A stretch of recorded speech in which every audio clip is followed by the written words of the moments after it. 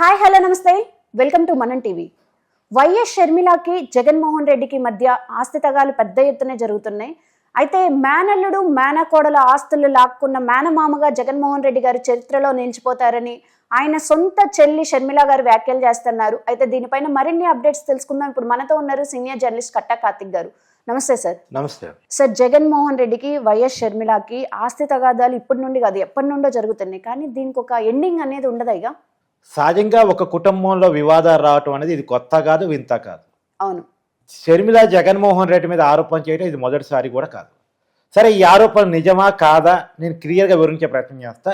ఒక్కసారి ఈ వివాదాన్ని పక్కన పెట్టి, నువ్వు మోసం అనే పదాన్ని వింటం తప్ప ఎప్పుడైనా చూసావా? మోసానికి మానవ రూపం దాడిస్తే ఎలా ఉంటుంది అనేటువంటిది ఈ వీడియో మొత్తం చూసినటువంటి ఆడియన్స్కి అర్థమైపోవాలి.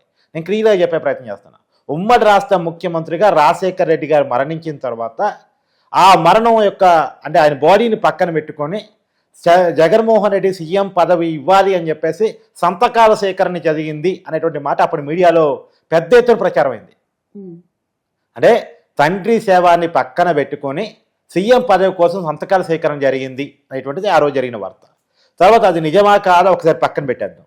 తర్వాత ఆయనకి సీఎం కాంగ్రెస్ పార్టీ ఇవ్వటాన్ని నిరాకరించింది. ఎందుకంటే ఆయన ఎంపీగా ఉన్నాడు. సీఎం కావాలంటే ఎమ్మెల్యే కావాలి, అంటే ఎంపీ పదవికి రాజీనామా చేసి ఎమ్మెల్యేగా ఎన్నిక కావాలి. ఇప్పుడు ఎందుకు అంత అలౌడే ఉండి, ఫ్యూచర్ ఉంది కదా, యంగ్ ఫెలోనే కదా, సో టైం ఉంది, ఖచ్చితంగా ఇప్పటికిప్పుడు అవసరం లేదు కదా అని కాంగ్రెస్ అధిష్టానం అనుకుంది. కానీ ఇప్పటికిప్పుడే ఇవ్వాల్సిందని చెప్పేసి కాంగ్రెస్ పార్టీకి వ్యతిరేకంగా ఈయన జనంలోకి వెళ్ళాడు. తర్వాత ఇతని మీద తండ్రి ఆస్తిని అడ్డం పెట్టుకుని అక్రమాస్తులు సంపాదించారని కేసులు జగన్మోహన్ రెడ్డి మీద నమోదు కావటం, 21 సిబిఐ ఈడీ కేసులు నమోదు కావడం జరిగింది.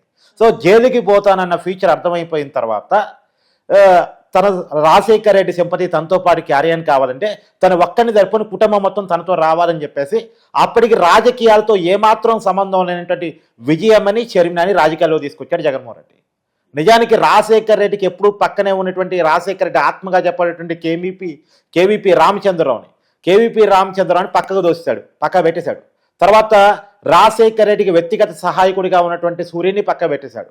ఎందుకు సూర్యుని పక్కన పెట్టాడు, కేవీపీ రామచంద్రరావుని బయటకు దోస్తాడు అంటే వీళ్ళిద్దరికీ జగన్మోహన్ రెడ్డి గురించి వాస్తవాలు తెలుసు కాబట్టి, జగన్మోహన్ రెడ్డి మైండ్ సెట్ తెలుసు కాబట్టి, రాజశేఖర రెడ్డికి జగన్మోహన్ రెడ్డికి మధ్య ఉన్నటువంటి చిన్న తగాదాలు కూడా వీళ్ళిద్దరూ తెలుసు కాబట్టి వాళ్ళిద్దరిని పక్కన పెట్టేసి తల్లి చెల్లి సహాయంతో ఖచ్చితంగా మళ్ళీ అధికారం తమ చేతిలో తీసుకోవాలని అనుకున్నాడు జగన్మోహన్ రెడ్డి. ఓకే, సరే, ఎంత అయినా కొడుకు కాబట్టి విజయమ్మ, అన్నయ్య కాబట్టి షర్మిల సహకరించి ఈయన జైలుకు పోయినప్పుడు షర్మిల ఒక ఆడది పాదయాత్ర చేసింది.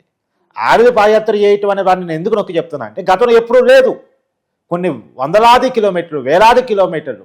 సార్, మంత్రి ఒక మహిళగా నీకు కూడా తెలుసు వచ్చే ఇబ్బందులు ఏంటో. అలాంటిది తన శక్తి సాహసాలకు మించి ఒక పాదయాత్ర చేసింది షర్మిల. నాన్ స్టాప్గా చేసింది. అందులో అన్న వదిలిన బాణం చేసింది. పాదయాత్ర చేయమన్నది జగన్మోహన్ రెడ్డి గారు అని చెప్పేసి వాళ్ళ సొంత మీడియాలో కూడా షర్మిల చెప్పింది. అప్పుడు రాజశేఖర రెడ్డి గారి సింపతి వీళ్ళకి కావాలంటే షర్మిల పాదయాత్ర చేయటం అవసరం. అలానే ఏనాడు రాజకీయాల్లోకి మాట్లాడినటువంటి విజయమ్మ రాజకీయాల్లోకి వచ్చి మాట్లాడడం స్టార్ట్ చేసింది. ఆ రోజు పులివెందుల బయ్యాలోచన వచ్చింది రాజశేఖర రెడ్డి గారు చనిపోవటం ఫలితంగా. అప్పుడు ఎవరు నిలబడాలి? జగన్మోహన్ రెడ్డి గారు నిలబడితే అవతల నిలబడుతుంది వైఎస్ వివేకానంద రెడ్డి గారు, అంటే రాజశేఖర రెడ్డి గారి తమ్ముడు. అక్కడ రాజశేఖర రెడ్డి గారికి వివేకానంద రెడ్డి గారికి పట్టుంటుంది. వివేకానంద రెడ్డి గారి మీద జగన్మోహన్ రెడ్డి నిలబడితే గెలిచే పరిస్థితి లేదు ఆ రోజుల్లో. అందుకని తీసుకొచ్చి విజయమ్మ నిలబెట్టాడు. అంటే రాజశేఖర రెడ్డి గారు చనిపోయారు, ఆయన భార్య నిలబడింది అన్నది సింపతి గెయినింగ్. అప్పుడు తల్లి అవసరం పడింది, తల్లిని తీసుకొచ్చి పులివెందులో నిలబెట్టాడు. సరే, నిలబెట్టాడు, తల్లి మీద ప్రేమే అనుకుందాం. పార్టీ పెట్టాడు, తల్లిని గౌరవ పెట్టాడు, అది కూడా తల్లి మీద ప్రేమే అనుకున్నాం. అంటే పార్టీ పెట్టినప్పుడు కూడా తల్లినే ముందు పెట్టి పార్టీ పెట్టాడు. సో తల్లి మీద ప్రేమ అనుకున్నాం. మరి 2014 సార్వత్రిక ఎన్నికలు వచ్చినప్పటికీ, అసలు ఎన్నికలు వచ్చేటప్పటికి పులివెందుల సీటు సిట్టింగ్ ఎమ్మెల్యేగా ఉన్నటువంటి విజయమ్మ కాకుండా అక్కడ తను నిలబడి విజయమ్మ తీసుకుపోయి వైజాగ్ ఎంపీగా నిలబెట్టాడు. కడప ఎక్కడ, వైజాగ్ ఎక్కడ, ఎమ్మెల్యే ఎక్కడ, ఎంపీ ఎక్కడ? వైజాగ్లో ఎంపీ సీటు ఓడిపోయే అవకాశం ఉందని తెలిసి కూడా సర్వేలన్నీ చెప్తున్నప్పటికి కూడా తల్లిని తీసుకుపోయి ఎక్కడో వైజాగ్లో పెట్టాడు. ఆ తల్లి సీట్లో తను నిలబడ్డాడు. తల్లి మీద ప్రేమే ఉంటే తల్లిని ఎందుకు పక్కన పెట్టాడు? సరే పోని తల్లిని ఎంపీగా నిలబెట్టాడు 2014 ఎన్నికలు. 2019 ఎన్నికల్లో ఈ పులివెందుల ఎమ్మెల్యే లేదు, ఆ వైజాగ్ ఎంపీ లేదు, ఈ 2 సీట్లు లేవు. అసలు ఎన్నికల్లో ఏ సీటు ఇవ్వలేదు విజయమ్మకి. పైగా అధికారం వచ్చిన తర్వాత పార్టీ గౌరవ అధ్యక్షురాల పోస్ట్ నుంచి కూడా పీక్ పడేశాడు. నా ఇంట్లో బో పెట్టాను పో అని నెట్టేస్తే షర్మిల దగ్గర ఉంటుంది విజయమ్మ. అంటే ఒక తల్లిని తన అవసరాలకు, తన రాజకీయ అవసరాలకు వాడుకున్నటువంటి ఏకైక వ్యక్తిగా జగన్మోహన్ రెడ్డి గారు నిలుస్తారు. సహజంగా తల్లితో ఎవడు రాజకీయాలు ఆడ్డు, కానీ ఇక్కడ రాజకీయాలే జరిగినాయి. నేను చాలా క్లియర్గా చెప్తున్నా. అవసరం వచ్చినప్పుడు పులివెందుల బై ఎలక్షన్స్లో ఎమ్మెల్యేగా నిలబడింది, కానీ 2014 ఎలక్షన్స్ వచ్చేసరికి వైజాగ్ ఎంపీగా పంపబడింది. 2019 ఎన్నికలకు వచ్చేసరికి ఏ సీట్లో నిలబడలేదు. ఈవెందో పార్టీ అధికారంలోకి వచ్చిన తర్వాత ఉన్నటువంటి పార్టీ పదవిని కూడా పీకి పెరేశారు. ఇది చాలా క్లియర్గా అర్థమైంది కదా నీకు, పాయింట్ టు పాయింట్. సరే, ఇది తల్లి విషయంలో. చెల్లి విషయంలో కూడా చెప్పుకుంటా. చెల్లి విషయంలో నిందా చెప్పాను కదా, షర్మిల పాదయాత్ర చేస్తుందని. అప్పుడు చెల్లి అవసరం పడింది. 14 ఎన్నికల్లో షర్మిల సీట్ అడిగింది, నేను ఎంపీగా నిలబడతాను, కడప ఎంపీ కానీ. లేదమ్మా, ఇప్పుడే పార్టీ ఫస్ట్ టైం ఎన్నికలు ఫేస్ చేస్తూ ఉంది, మనం అధికారంలోకి వస్తాం, నీకు ఖచ్చితంగా రాజ్యసభ ఇస్తానని చెప్పాడని గతంలో షర్మిలాని చెప్పింది, నేను చెప్పడం కాదు. సరే, పార్టీ అధికారంలో రాలేదు, అన్న కూడా కష్టాల్లో ఉన్నాడు, ఏమి అడిగినట్టు లేదు, అడిగినా ఏం చెప్పాడు. తర్వాత 2019 ఎన్నికలకు వచ్చేసరికి కడప ఎంపీగా అయితే షర్మిలాకి లేకపోతే నేను నిలబడతానని వైఎస్ వివేకానంద రెడ్డి గారు పట్టుబట్టారు. ఎందుకు? ఆయన చెప్పిన వర్షం ఏంటంటే, మేము రాజశేఖర రెడ్డి గారు బతుకున్నప్పుడు ఆయన పులివెందుల ఎమ్మెల్యేగా పోటీ చేస్తే నేను కడప ఎంపీగా పోటీ చేసేవాడిని, లేదు నేను పులివెందుల ఎమ్మెల్యేగా పోటీ చేస్తే ఆయన కడప ఎంపీగా పోటీ చేసేవాడు. చరిత్ర మొత్తం జరిగింది.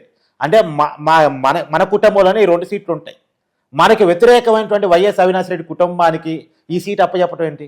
వాళ్ళు మనకి ఎప్పటికీ పగవాళ్ళు కాబట్టి వాళ్ళకి ఇవ్వద్దు. వాళ్ళు భారతీయ తరపున బంధువు అయితే కావచ్చేమో, కానీ మనకి వాళ్ళకి కొంత గ్యాప్ ఉంది, ఆ సీటు మన కుటుంబంలోనే ఉండాలని వైఎస్ వివేకా గారు చెప్పారు. నాకు ఇవ్వటం నీకు ఇష్టం లేకపోతే షర్మిలాకి ఇవ్వు, నీ సొంత చెల్లే కదా, ఇవ్వు అంటే ఎక్కడ షర్మిల ఎస్టాబ్లిష్ అయితే తర్వాత ఆస్తిలో వాటాలు, పొలిటికల్గా వాటాలు పంచాల్సి వచ్చిందేమని చెప్పేసి షర్మిలాకి కాదు పొమ్మన్నాడు. గట్టిగా అడిగినందుకు వైఎస్ వివేకానంద రెడ్డి మాట జరిగింది. ఇది నేను చెప్తుంది కదా, షర్మిల సునీత చెప్తున్న మాట. ఇది వైఎస్ వివేకానంద రెడ్డి మాట జరిగింది. సరే, ఈ మాట కూడా ఒకసారి పక్కన పెట్టు. గొడ్డలి పోటు లాంటి గుండెపోటు జరిగిపోయింది, అది చనిపోయారు పాపం. ఇప్పటికీ ఆ కేసు తేలలేదు. సరే, అక్కడ జరిగింది కదా. సరే, అధికారంలోకి వచ్చిన తర్వాత అని చెప్పి రాజ్యసభ సీట్ ఇవ్వచ్చు కదా షర్మిలకు కావాలంటే, ఇవ్వలేదు. పైగా జగన్మోహన్ రెడ్డి గారు అధికారంలోకి వచ్చిన తర్వాత ఆస్తిలో వాటా గురించి ప్రశ్నించినప్పుడు, పార్టీలో పదవి గురించి అడిగినప్పుడు షర్మిలాని కొట్టాడు. అసలు జగన్మోహన్ రెడ్డి షర్మిలాని కలిసిందే 2 సార్లు. జగన్మోహన్ రెడ్డి కలిసే అవకాశం కూడా షర్మిలాకి ఇవ్వలేదు. కలిసినటువంటి 2 సార్లు ఒక్కసారి షర్మిలాని గోడకేసి కొట్టాడు అని షర్మిల నా దగ్గరికి వచ్చి ఏడిసింది అనేటువంటిది సాక్షాత్తు జనసేన అధినేత పవన్ కళ్యాణ్ గారు గతంలో ఒక బహిరంగ సభలో చెప్పారు. అంటే దీన్ని ఎలా అర్థం చేసుకోవాల్సిన పరిస్థితి కనపడుతూ ఉంది. పైగా ఎవరికి రాజ్యసభ ఇచ్చాడు తెలుసా? ఒకప్పుడు రాజశేఖర రెడ్డి గారు చనిపోయినప్పుడు రాజశేఖర రెడ్డి గారిని చంపింది చంద్రబాబు నాయుడు, సోనియా గాంధీ ప్లస్ రిలయన్స్ కుటుంబం, ఈ ముగ్గురు కలిసి రాజశేఖర రెడ్డిని చంపారని జగన్మోహన్ రెడ్డి పార్టీ ఆరోపించింది. రిలయన్స్ ఆస్తుల మీద కూడా ఆ రోజు ధ్వంసం చేసింది, ఆస్తుల మీద కూడా విధ్వంసం సృష్టించింది. ఆ రిలయన్స్ కుటుంబానికి జగన్మోహన్ రెడ్డి గారు అధికారంలోకి వచ్చిన వరకు రాజ్యసభ సీట్ ఇచ్చారు.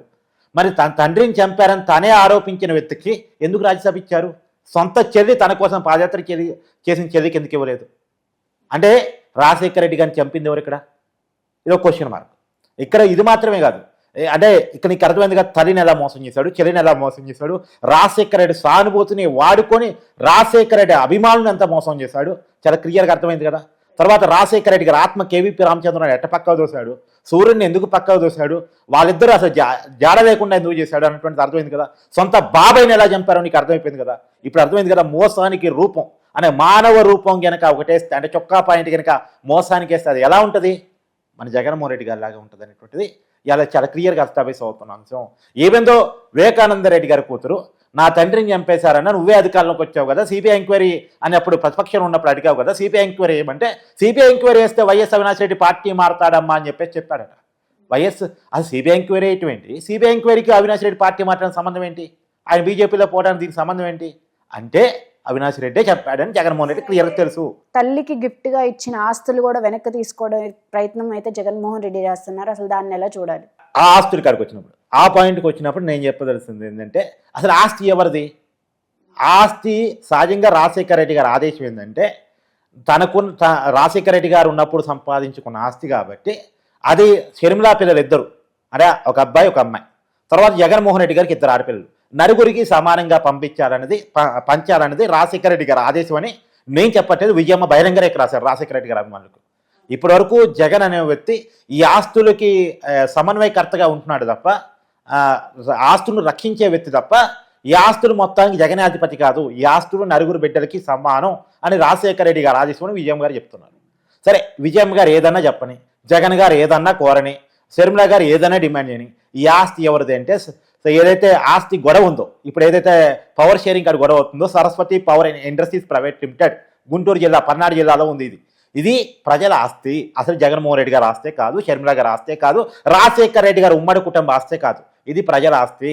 రాజశేఖర్ రెడ్డి గారు ముఖ్యమంత్రిగా ఉన్నప్పుడు అక్కడ సిమెంట్ కంపెనీ పెడతానని చెప్పేసి రైతుల దగ్గర మీ కొడుకులకు ఉద్యోగాలు ఇస్తాను, మీ ఊళ్ళని డెవలప్ చేస్తాను, ఇక్కడ పరిశ్రమ తీసుకొస్తాను అని చెప్పి తక్కువ రేటుకి భూములు కొన్నాడు. దానికి తోడు గవర్నమెంట్ భూములు కలుపుకొని పర్మిషన్ తీసుకొని సిమెంట్ కంపెనీ పెడతానని చెప్పేసి ఆ రోజు హామీ ఇచ్చాడు. ఈ రోజుకి కంపెనీ పెట్టలేదు కాబట్టి అది ఎవరు ఆస్తి? ప్రజల ఆస్తి. అది వాళ్ళ కుటుంబ ఆస్తి కాదు. ఒక కంపెనీ పెడతానని ప్రభుత్వం దగ్గర, రైతుల దగ్గర భూమి తీసుకున్నారు. ఆ కంపెనీ పెట్టలేదు కాబట్టి అది ప్రజల ఆస్తి. అది ప్రజలకు సంబంధించిన ఆస్తి. నా వాటా నాకు రావాలని షర్మిల, మొత్తం నాదేనని జగన్ కొట్టుకుంటున్నారు. తల్లి చెల్లి కొడుకు కొట్టుకుంటున్నారు. కానీ ఇది ఖచ్చితమైనటువంటి ప్రజల ఆస్తి. ఈ ప్రజల ఆస్తిని పంచుకోవడానికి వీళ్ళెవరు అనేది నా బేసిక్ పాయింట్. ఇదిగా పక్కన పెట్టేస్తే చెల్లి తల్లిని ఎలా మోసం చేశాడనేది మొత్తం చాలా క్లియర్గా డే 1 నుంచి పాయింట్ టు పాయింట్ నీకు చెప్పాను. రైట్. థ్యాంక్ యూ కార్తిక్ గారు. Thank you.